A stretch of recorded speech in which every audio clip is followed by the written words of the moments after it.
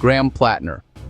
Graham Plattner, former U.S. Senate candidate for the state of Maine.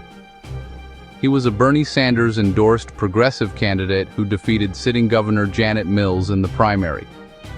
The run for the seat became very tumultuous, and Governor Mills was already hinting at sexual allegations being alleged towards Plattner. The allegations prior to him winning suggested that he had a questionable history with dating women, and the women not being comfortable with some of his actions. Personally, these accusations came off as baseless to me, and there was no proof that anything serious or criminal took place. The issue with the Democratic Party is that they selectively make these accusations carry away for some candidates, while others, these accusations were completely ignored.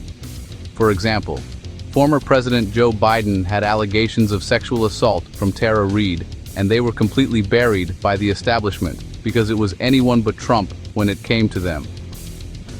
These allegations should always be taken seriously, but unfortunately, all allegations are not true. The allegations for Plattner went from being sexual discomfort to all of a sudden being sexual assault after he won the primary. What gets me when it comes to these accusations, and mainly from the Me Too movement, is the lack of accountability that is being held upon someone, throwing out some of the most egregious and serious accusations where, say that this person is a sexual criminal, but they don't want this sexual criminal to go to jail. They just want him to feel some level of punishment. In Plattner's case will be to not advance and possibly become the United States Senator for the state of Maine.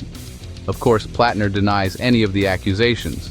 If you have a thinking brain and you listen to the accuser, which I did listen to, her story made absolutely no sense. Apparently, this sexual criminal person she met from a dating site, whom was about to be referred to another friend, was so dangerous that she left the door open for him at booty call time, and apparently he had his way with her.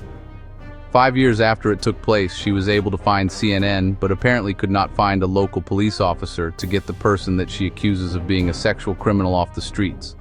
She just let it pass and moved on with her life, and only found out that she cared about this incident when he was possibly going to become a progressive senator for their state. Let's call this what this is. This is the complete weaponization of the woman-to-man allegations.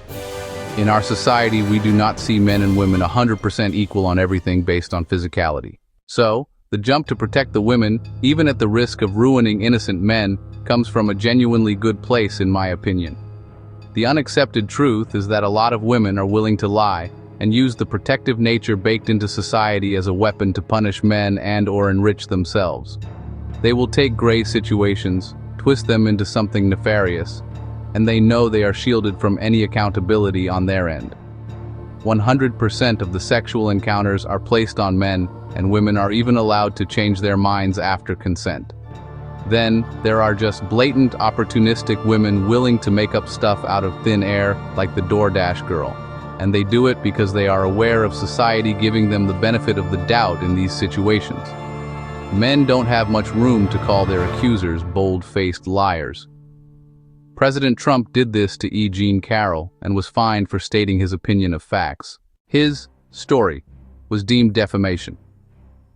We know we see a difference and we treat this differently, because if a man had said this about a woman from an occasion 5 years ago, he will be what they call victim-shamed until he completely ignored this accusation and ran away from it. In this environment, he'd likely be accused of something else, and lawmakers would get involved to further protect women.